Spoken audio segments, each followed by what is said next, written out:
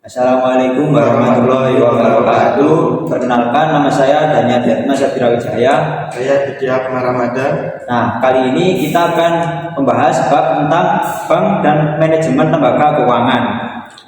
Silakan disimak ya videonya.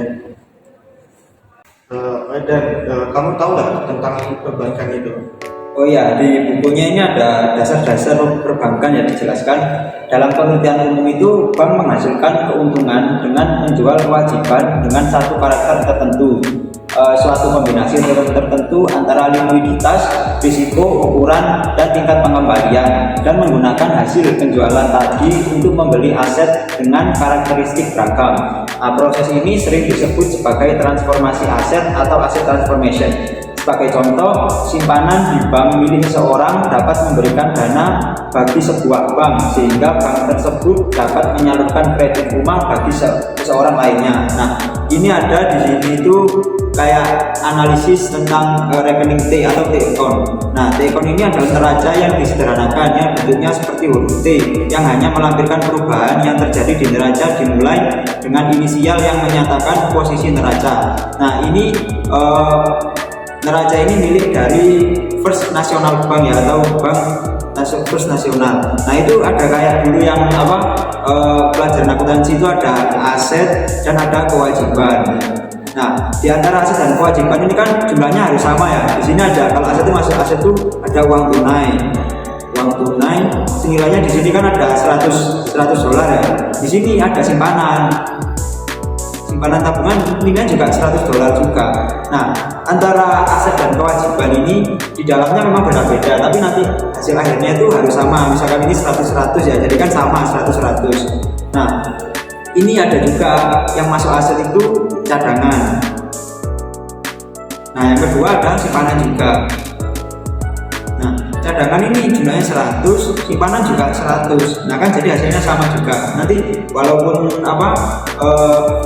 jumlahnya ini beda, misalkan yang kewajiban itu ada tiga variabel dan yang aset itu ada 5 variabel. Nah, 3 sama 5 itu nanti kalau jumlahkan itu jumlahnya itu nanti akan sama di akhir, di balance itu antara aset dan kewajiban.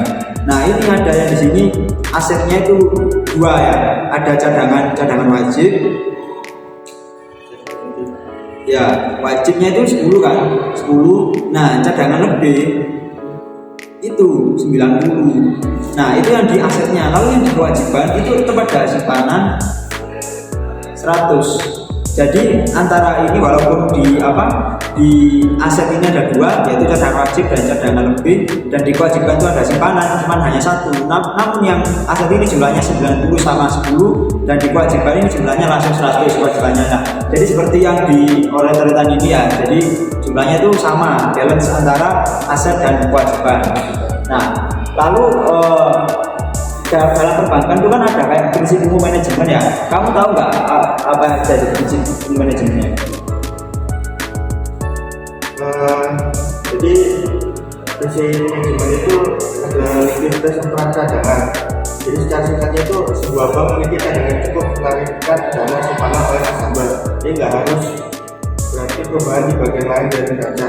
Bank juga memiliki 3 manajemen, yaitu manajemen aset, manajemen kewajiban, dan manajemen kecukupan modal. Oh, jadi ada 3 ya manajemennya itu, manajemen aset, kewajiban, dan manajemen kecukupan modal. Nah, itu bagaimana pengaplikasiannya? Jadi manajemen aset itu bank mencoba mencari pinjaman yang bersedia membayar bunga tinggi dan kemungkinan kecil untuk gagal membayar. Lalu bank membeli surat berharga yang menghasilkan keuntungan tinggi namun risikonya rendah. Selanjutnya, bank harus menurunkan risiko dengan melakukan diversifikasi. Dan yang terakhir itu, bank harus mengelola likuiditas asetnya agar dapat memenuhi penarikan dana oleh nasabah jika terjadi dan masih tetap dapat memenuhi persyaratan cadangan wajib tanpa menanggung biaya yang tinggi. Lalu untuk manajemen kewajiban, fleksibilitas baru ini dalam manajemen kewajiban memiliki arti bahwa bank itu dapat mengambil pendekatan berbeda dalam manajemen bank. Mereka tidak perlu lagi bergantung kepada tabungan sebagai sumber dana utama dan tidak lagi memerlukan sumber dana mereka sebagai apa adanya. Sebaliknya, mereka secara agresif menentukan sasaran untuk pertumbuhan aset mereka dan mencoba memperoleh dana dengan menerbitkan kewajiban sesuai kebutuhan. Dan yang terakhir itu tentang manajemen kecukupan modal. Bank harus membuat keputusan mengenai jumlah modal yang harus mereka miliki karena tiga alasan. Yang pertama, modal bank membantu mencegah kegagalan. Suatu situasi di mana bank tidak dapat memenuhi kewajibannya membayar nasabah atau kreditnya dan terpaksa bangkrut. Yang kedua itu jumlah modal yang dipegang mempengaruhi imbal hasil modal pemilik dari bank berbeda. Jumlah minimum modal bank, misalkan modal bank diwajibkan oleh lembaga pemerintah yang berwenang. Jadi itu ya manajemen dari perbankan tadi menjadi sesuatu yang sangat penting bagi suatu perbankan.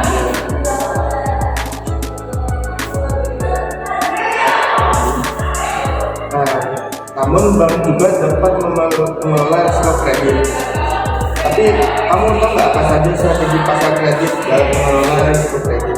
Oh ya, kalau itu yang pertama itu ada seleksi dan pengawasan. Nah, informasi asimetris itu hadir dalam pasar kredit karena pemberi pinjaman memiliki lebih sedikit informasi mengenai peluang investasi dan aktivitas peminjam daripada meminjam. Nah, situasi ini mendorong bank dan lembaga keuangan lainnya untuk melakukan dua aktivitas yang menghasilkan informasi, seleksi dan pengawasan. Yang kedua ada hubungan jangka panjang dengan nasabah. Nah, cara lain bagi bank dan lembaga keuangan untuk memperoleh informasi mengenai peminjam adalah melalui hubungan jangka panjang dengan nasabah atau prinsip penting lainnya dalam manajemen kredit risiko. Nah, kebutuhan untuk mengawasi peminjam menambah bobot pentingnya hubungan jangka panjang dengan nasabah. Jika peminjam pernah meminjam dari bank sebelumnya, bank sudah menetapkan prosedur untuk mengawasi nasabah tadi. Oleh karena itu, bank biaya mengawasi nasabah jangka panjang lebih rendah dari biaya pengawasan nasabah baru. Nah, nasabah jangka panjang juga memiliki kelebihan lain bagi bank. Tidak ada bank yang dapat menulis semua pasal yang diperlukan dalam perjanjian kontrak untuk menjaga perilaku peminjam. Artinya, akan selalu ada aktivitas nasabah yang belum diatur. Namun, bagaimana jika seorang calon peminjam ingin menjaga hubungan jangka panjang dengan sebuah bank karena akan lebih mudah nantinya di masa depan untuk mendapat kredit dari bank tadi dengan bunga rendah. Nah, untuk hal ini dalam hal ini calon peminjam memiliki insentif untuk menghindari aktivitas beresiko yang akan mengecewakan bank sekalipun aktivitas ini tidak diatur dalam perjanjian kredit. Nah, setelah itu ada komitmen pinjaman. Bank juga menciptakan hubungan jangka panjang dan memperoleh informasi dengan menerbitkan komitmen pinjaman atau loan komitmen bagi nasabah komersial. Nah, komitmen pinjaman adalah komitmen bank untuk suatu waktu tertentu di masa depan untuk memberikan pinjaman bagi sebuah perusahaan dengan nilai tertentu dengan suku bunga yang dikaitkan dengan suku bunga pasar. Nah, kebanyakan peminjam komersial dan industri ini dibuat dalam rangka komitmen pinjaman. Keuntungan bagi perusahaan adalah adanya sumber kredit ketika dibutuhkan. Lalu yang ketiga ada jaminan dan saldo kompensasi. Keempat, jaminan diwajibkan dalam pinjaman dan ini adalah aspek penting dari manajemen risiko kredit. Jaminan yaitu aset yang dijanjikan akan diserahkan ke pemberi pinjaman sebagai kompensasi jika peminjam gagal bayar, mengurangi konsekuensi adverse selection karena mengurangi kerugian pemberi pinjaman jika terjadi gagal bayar. Hal ini juga mengurangi risiko moral hazard karena peminjam akan lebih rugi jika gagal bayar. Jika terjadi gagal bayar, pemberi pinjaman dapat menjual jaminan dan uangnya dipakai untuk menutupi kerugian gagal bayar. Lalu selanjutnya ada penjataan kredit. Cara lain lembaga keuangan mengatasi masalah adverse selection dan moral hazard itu dengan melakukan penjataan kredit atau credit rationing atau menolak memberikan pinjaman walaupun peminjam bersedia membayar bunga yang ditentukan atau bahkan lebih tinggi. Lembaga keuangan yang terlibat dalam penjataan kredit jenis kedua menjaga diri dari masalah moral hazard. Mereka memberikan pinjaman namun jumlahnya tidak sebesar yang diajukan peminjam. Oh, jadi banyak juga ya strateginya.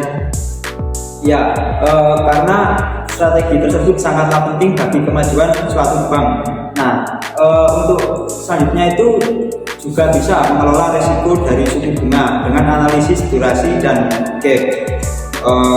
Analisis durasi itu melibatkan rata-rata tertimbang durasi aset dan kewajiban dari sebuah lembaga keuangan untuk melihat bagaimana kekayaan persisnya berubah ketika ada perubahan suku bunga.